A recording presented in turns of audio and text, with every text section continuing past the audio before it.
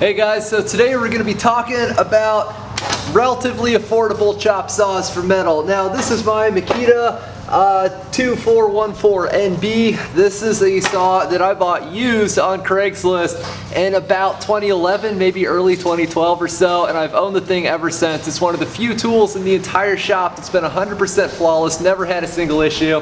And I'm reorganizing some stuff on my welding truck, and I took it off and like, hey, I should do a review of this because I've had a lot of requests for similar types of saws. So that's the good about it. It's proven, it's affordable. It's like 180 something bucks with free same-day shipping on Amazon, and it just plain and simple works. The main problem with abrasive chop saws is that they're abrasive chop saws.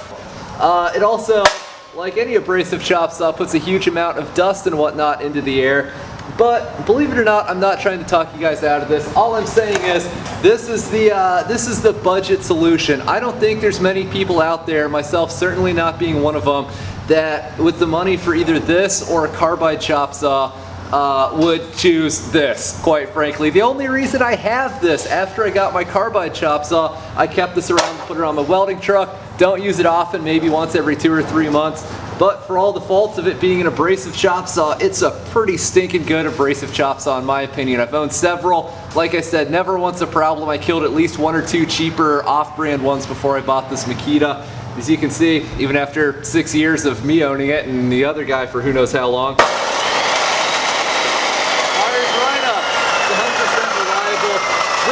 this is the affordable solution. That's really all I'll say to it.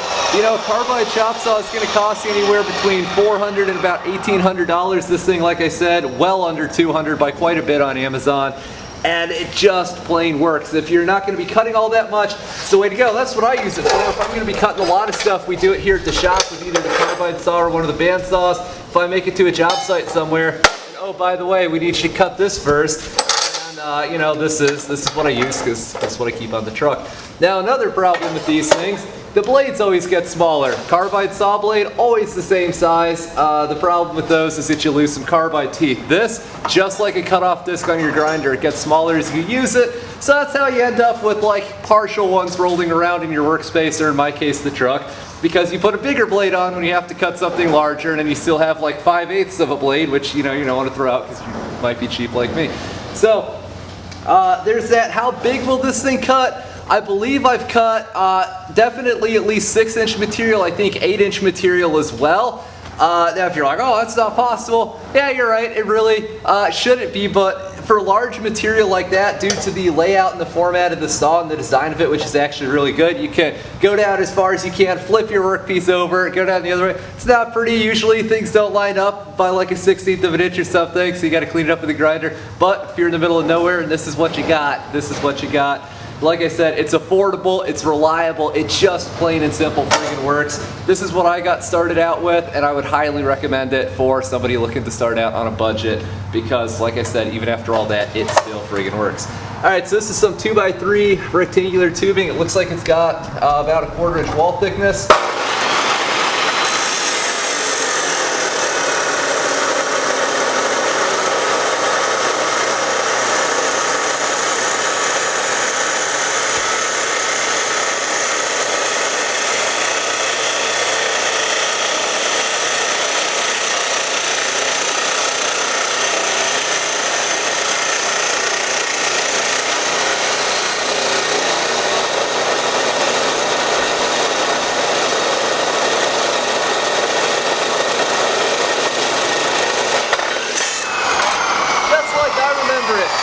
Also, the way that I remember it, look at all this, from one cut. Now granted this floor wasn't swept perfectly smooth, but all this black soot is new.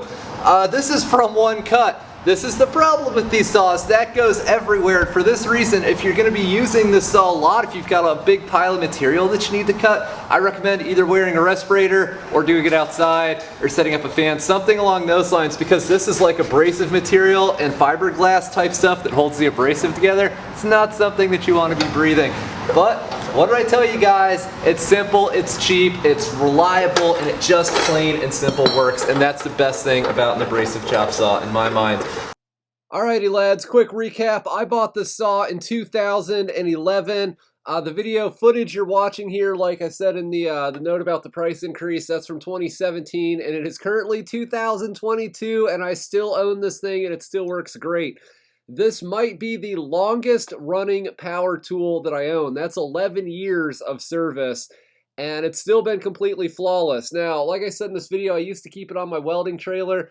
So when I got a little bit away from welding and got more into farming, I started using this a lot more because obviously the name of the game then when you're working on your stuff is you kind of want to do it cheaply, and it's nice to not have to buy like $80, $90 carbide blades when I can just buy these cutoff wheels for like $5, and you know, for the amount of stuff that I use it for, it works just fine.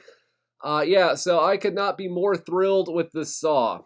I mean, like I said, if it died right now, it'd cost me $23 a year or whatever I said in that title. $23 a year to cut stuff for hours and hours and hours. I mean, it doesn't get much cheaper. I don't think it gets any cheaper. And like I said, it'll probably be less than that, assuming the saw doesn't, you know, I don't walk out there and it's dead. It was fine last time I used it. Now, I have run this thing off of a 9,000 watt generator, and that's about all that the generator wanted. These things are kind of power hungry. But like I said, dollar for dollar, it's not that bad. And, you know, and looking around, actually, I'm got the Harbor Freight website open on my computer here in another window.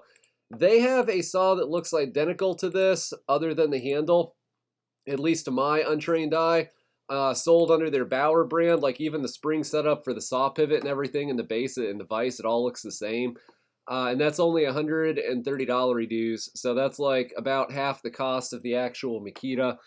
You know, if you actually plan to use the thing, I definitely get the Makita because I've had some of the cheaper, you know, Chinese tools like that, and for light use, they're usually fine, but you know that Makita is a solid win because, like I said, mine's going on 11 years of service, and you know, for an extra $130, yeah, I'd totally buy it again. And the best part is I didn't even pay full price for this thing. I bought it used from a guy for like $80 or $90, I think, which is a high school kid, especially in, you know, before 11 years of inflation. That was a huge amount of money to me, but hey, you got it done.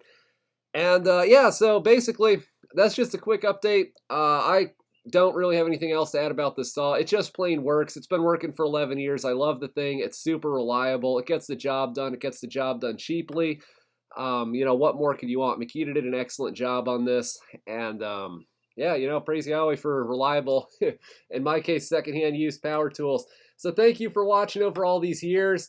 And thank you, Makita, for building a saw that, you know, like I said, that thing's been with me pretty much my entire career. And it's one of the only things I have that I can say that about. So thanks for watching. Don't forget to rate, comment, and subscribe for more. Have a good day, everyone.